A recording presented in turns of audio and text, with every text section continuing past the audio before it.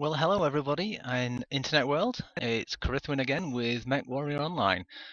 I just did trying to do a recording, but unfortunately due to a crash I lost what I had, so I'll have to redo it. I'm actually going to recommence my sautés with Snuggy, the Commando Light Battle Mech. Yes, what a wonderful name. As you can see, I've actually been doing some more because my C bills at the bottom actually registers 1.05 million. I'm just been practicing today and basically enjoying it immensely. I haven't done many battles. I had some crackers. I've had some absolute terrible ones as well.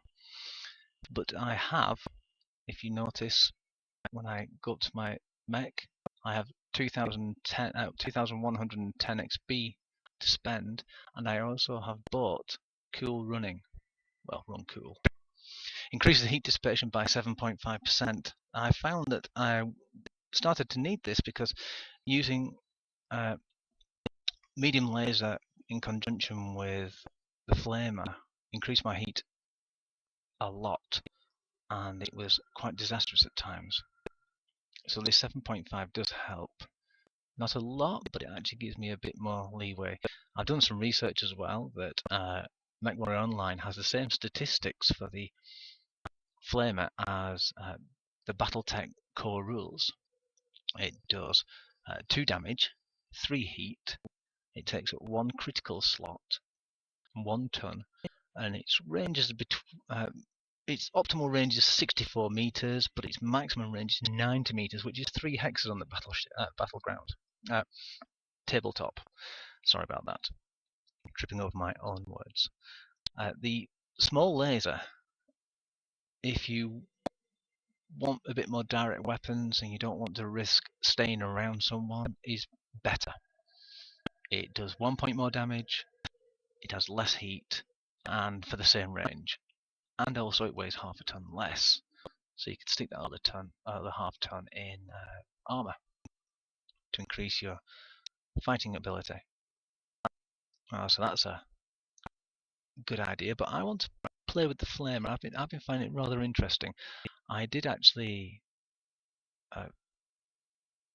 put down a few heavy mechs whilst using the flamer.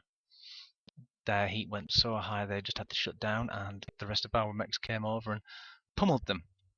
It was fantastic.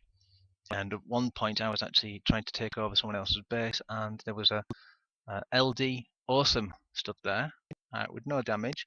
So I decided, well, I'm not going to get a kill point for it, so I may as well try out my one target practice and see how many shots it would take to take the head off. It took me 5 shots with my medium laser to take them out.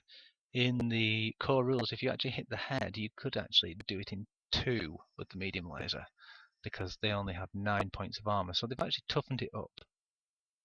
What I have noticed though is don't fire missiles when you're close to them, to the enemy, because you actually get hit as well. I destroyed myself doing that today with 2 SRM6s firing off at once. That's 24 points of damage coming back at me. That's what probably blew my own head off.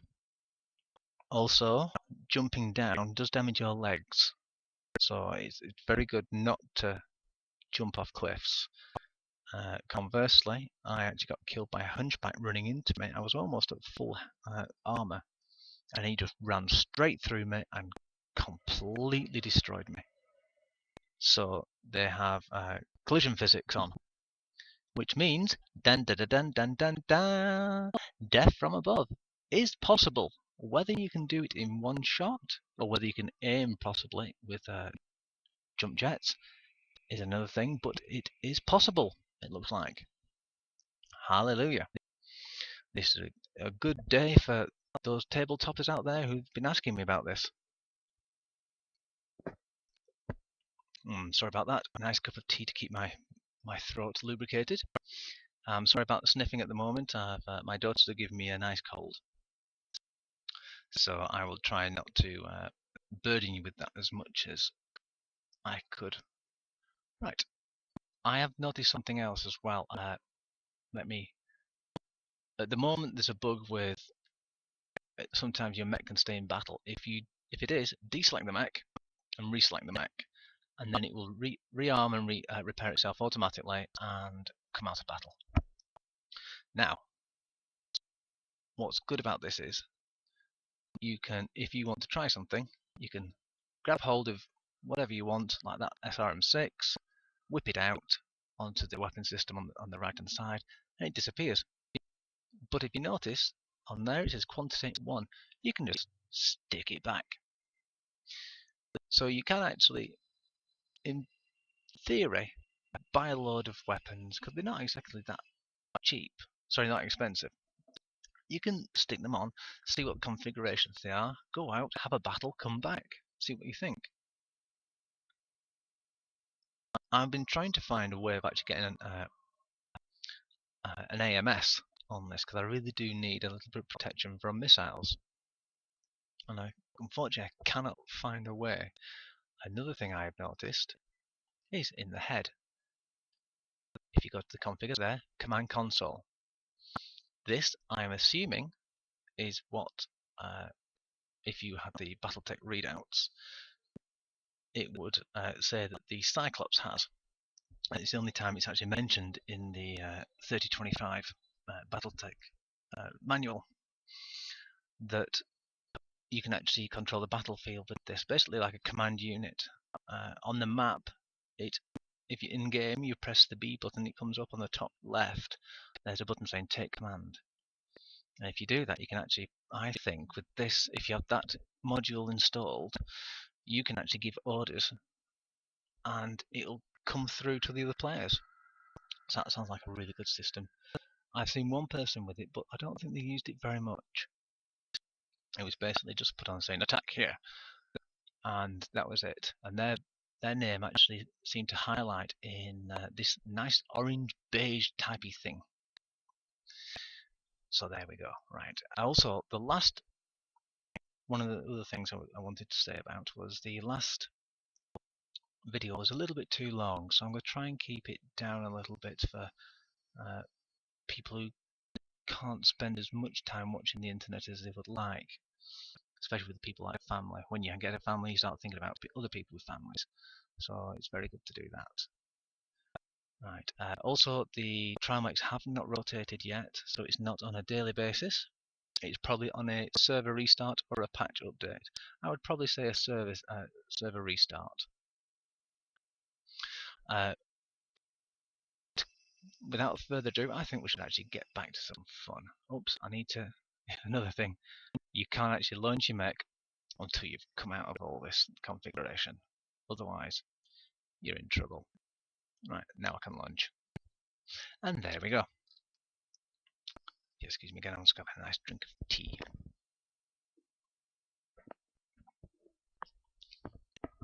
Right, River City. I wonder if they're actually going to get any more game modes in. They've got Assault, I've not seen any others as of yet. I hope there will be. There probably will be. It's very early in the open beta. And here we go. Yes, actually there's 8. It seems to be the maximum of 8 people on either side, so one of the other videos I did previously I was incorrect. It's 16 up to 16 players. So good hunting. Oh, spelled properly. And I did actually get my map to come up at the lower end and look like it was a 3D map, but I couldn't pilot with it, so it's basically useless at present. This was the map where I actually found the awesome by himself, and what I did was I did come around this way, and there's a little building here you can drop down onto, so you don't damage your legs. There you go. If you notice, my left leg has been damaged by a fall, and I'm going round to try and come up to H7 to try and either get some spotting for them or to try and capture their outpost.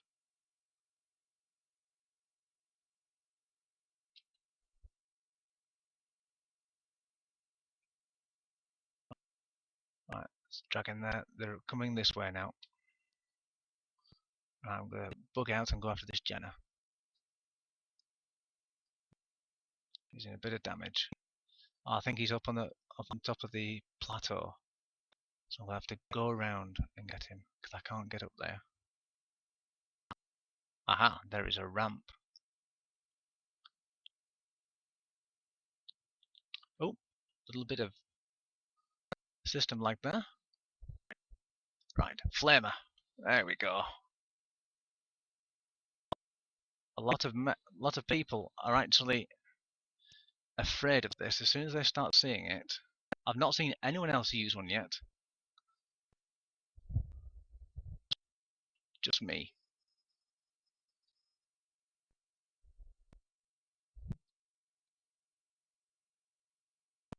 He's almost dead.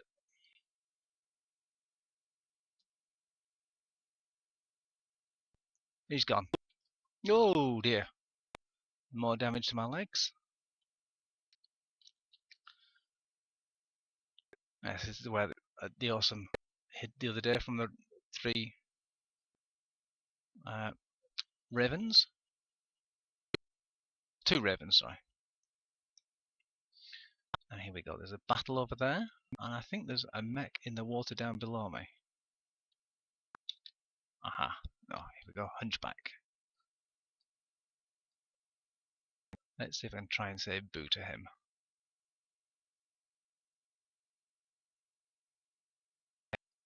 There we go. Right, we're actually doing better than they are, which is good. Our base is under attack. Looks like I've got to go back for the base now.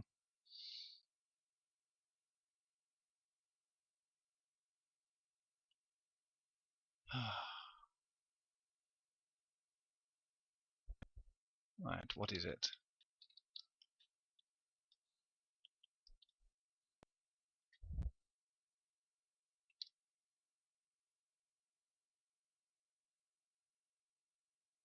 As you can see, this is blinding him.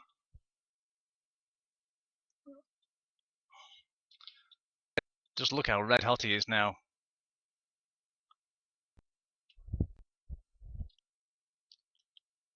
Oh, he's taken out my medium laser.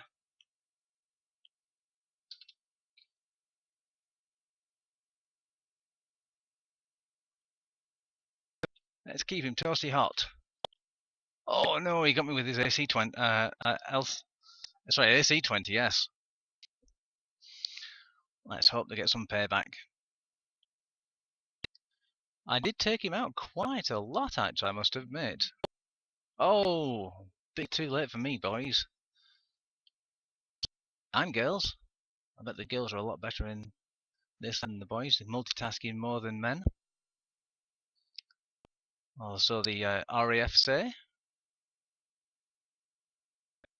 And let's see what's going on here. Right. We seem to have an... Oh no, he's not LD in the in G4. There we go. We've got 2 fighting down there. We've got 4 fighting up here, and 1 going for their base. As you can see, the flame is great. I wonder how it actually blinds them, because that would be really interesting to find out. Because I couldn't see him through the flamer, and it did seem to do a lot. I know it's probably not as good in statistics as the small laser, but the effect is constant because it's running off your fusion drive, your fusion engine, so it's constant. You're constantly battering them left, right, and center. Oh, there goes an arm. I just love how they actually heat up like that and melt. So this is not looking good for the awesome. There you go. The more hits, if you actually hit where the arm was in the board game, it actually transfers internally through the armor to the next logical area. So if you hit that part in the shoulder joint where the arm's fallen off, I presume they seem to be doing everything as close as possible to the board game. So that would seem... Oh dear, friendly fire. That would seem logical that they've actually implemented that as well. They seem to be doing really well. I personally would have not gone completely with just little matches. I would have done single player missions, but not given out as much XP. Probably 3% of the XP you normally get in the battle, and not as much C bills. Just something to allow people to practice, even on dumb AI. It does help. And the other thing I would have actually done, I would prefer to have seen, is an open world, like many other MMOs, but not as prolific with the mechs, like you see on World of Warcraft, Lord of the Rings. There's monsters everywhere. I would put mechs as quite rare, because that's what they are in this universe. They are quite rare. And put in more vehicles and infantry, and do a story mode. Allow people to create their own stories, and then it would be another way of actually just practicing your styles. It doesn't have to be a huge world. It could be zone instances which actually could be used in these battles. It's a good idea, but you've got to take into account as well how much time and effort these coders are putting in to actually make this look so beautiful. They must have had to do so much work. And to put extra content in like I would have liked, it still wouldn't be out now in closed beta. It's just a shame that I found out that Game Booster 3, you can either hear my voice or the game, and at the moment you can't hear the game. But I can actually do the noises if you want. Let me see.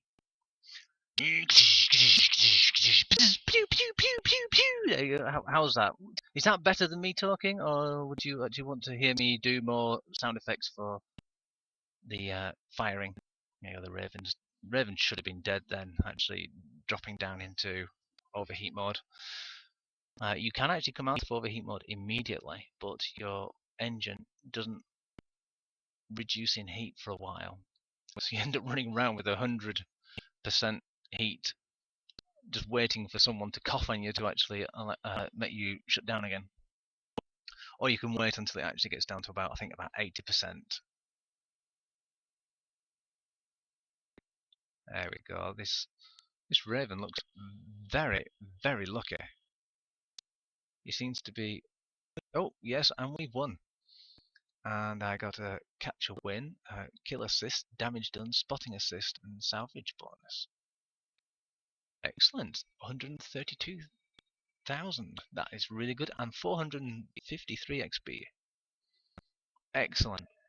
Just a few more battles, and I'll be actually able to get that faster turning.